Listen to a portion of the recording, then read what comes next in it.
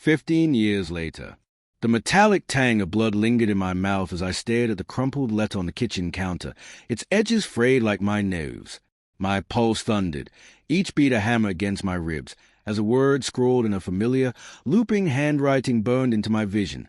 I'm back, David. We need to talk. 15 years after she vanished, after her affair with a married man tore us apart, Lila had returned. The note, slipped under my door at dawn, was a grenade lobbed into the quiet life I'd rebuilt. My fingers trembled, tracing the paper's creases, as if touching it could unravel the past. The kitchen clock ticked, each second a needle prick.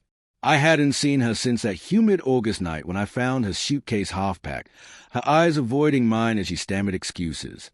It was a mistake, she'd whispered, but her voice cracked with something deeper. Guilt, yes, but also longing.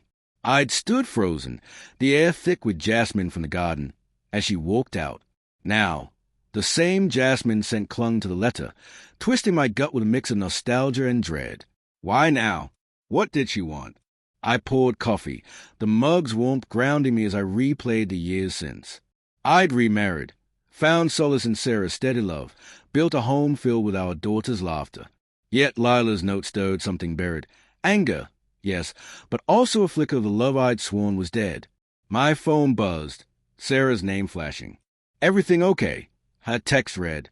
I typed fine, but deleted it, my thumb hovering. How could I explain the storm brewing inside me? The doorbell chimed, sharp and insistent. My heart lurched. Through the peephole, I saw her, Lila, older but unmistakable, her auburn hair catching the morning light. She wore a nervous smile, clutching a scarf that fluttered in the autumn breeze. I opened the door, the creak echoing in the silence. David, she said, her voice softer than I remembered. I didn't know if you'd let me in. Why are you here? My tone was colder than I intended, but my chest ached with the weight of old wounds. She stepped inside, her perfume, a mix of citrus and regret, filling the room. The living room felt smaller, the walls closing in as she sat on the couch, her fingers twisting the scarf. I've been thinking about you, she said, eyes searching mine. About us? There's no us. My voice cracked, betraying me. I leaned against the wall, the plaster cool against my palms, grounding me as memories flooded back, late-night talks, her laugh, the way she'd hum off-key while cooking. But then, the image of her with him, the married professor whose name I'd scrubbed from my mind. I'd seen them once, outside a cafe, her hand on his arm, her smile too bright. I'd rationalize it then. Stress, a midlife crisis. But the truth had gutted me. I made a mistake, she said now, her voice trembling. I was lost, David. He was a distraction. But I never stopped loving you. Her words hung in the air, fragile and sharp, like glass. I wanted to believe her, but doubt gnawed at me. Why return after all this time? What had changed? The floorboards creaked as I paced, my thoughts a tangle of rage and yearning. You broke me, I said, the words spilling out raw. You left, and I had to pick up the pieces.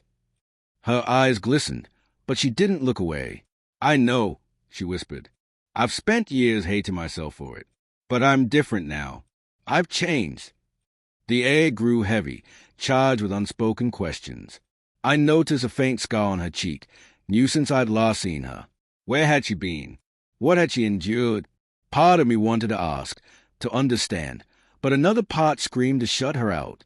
Sarah's face flashed in my mind, her trust, her warmth. This wasn't just about me anymore. Lila, I said, my voice steadier. Why now?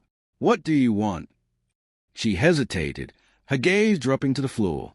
Then she reached into her bag and pulled out a small, worn journal. Read this, she said, her voice barely above a whisper. It's everything. Why I left, what happened after. If you still want me gone, I'll go.